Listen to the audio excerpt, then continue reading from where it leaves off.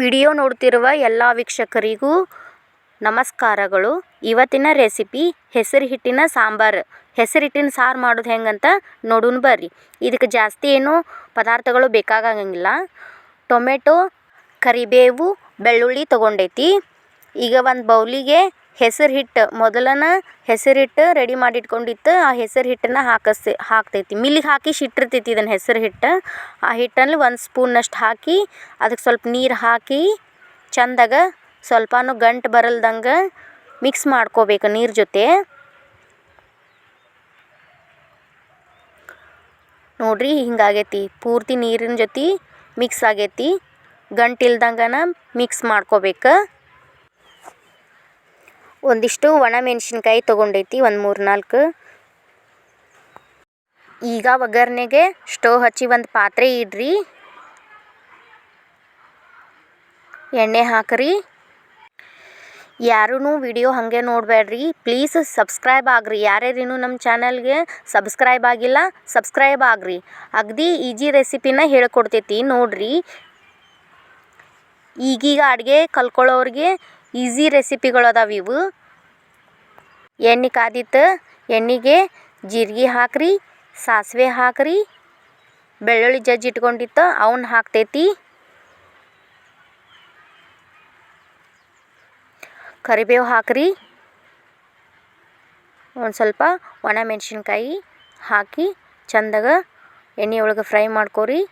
Tomato ಹೆಚ್ಚಿಟ್ಕೊಂಡಿತ್ತಲ್ಲ ಸಣ್ಣದಾಗಿ ಅವನ್ನ ಹಾಕ್ರಿ. ಚಂದಾಗ ಮಿಕ್ಸ್ ಮಾಡ್ಕೋಬೇಕು. ಒಗ್ಗರಣೆ ಜೊತೆನ ಎಣ್ಣೆ ಒಳಗೆ ಫ್ರೈ ಮಾಡ್ಕೋಬೇಕು. ಹಸಿ ಖಾರ ಪೇಸ್ಟ್ ಹಾಕ್ತೈತಿ ನೋಡ್ರಿ.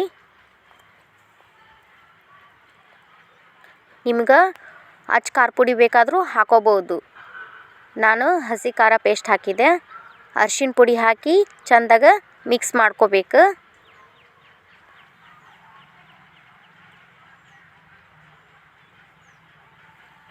ಎಲ್ಲನೂ ಎಣ್ಣೆ ಒಳಗನ ಫ್ರೈ ಆಗಬೇಕು. ರಸಮ್ ಪೌಡರ್ ಹಾಕತ್ತೀನಿ ನಾನು. ಸ್ವಲ್ಪ ರಸಮ್ ಪೌಡರ್ ಹಾಕ್ರಿ.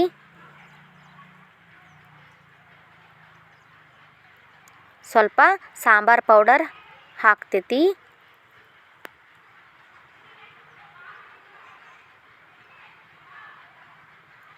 ಚಂದಾಗ ಎಣ್ಣೆ ಒಳಗನ ಎಲ್ಲನೂ ಸಣ್ಣ ಉರಿ ಒಳಗನ ಕುದಿಸ್ಕೋಬೇಕು. ಸ್ವಲ್ಪ ಎಣ್ಣೆ ಒಳಗೆ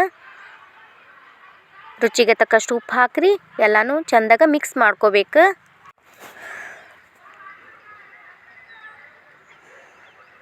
ಈಗ ನಿಮ್ಗೆ ಸಾಂಬಾರು ಎಷ್ಟು ಬೇಕು ನೋಡು ಅಷ್ಟು ನೀರು ಹಾಕೋಬೇಕು.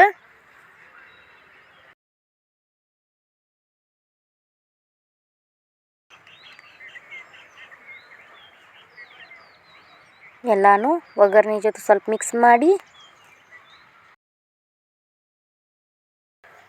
ಹೆಸರು ಹಿಟ್ಟಿಂದ ನೀರು ಹಾಕಿ ಮಿಕ್ಸ್ ಮಾಡಿ ಇಟ್ಕೊಂಡಿದ್ವಲ್ಲ ಅದನ್ನು ಹಾಕ್ತೈತಿ. ಚಂದಾಗ ಮಿಕ್ಸ್ ಮಾಡಬೇಕು ನೀರು ಜೊತೆನ. ಅದನ್ನು 5-10 ನಿಮಿಷ ಚಂದಾಗ ಕುದಿಸ್ಬೇಕು. ನೋಡ್ರಿ ಚಂದಾಗ ಕುದೀತು.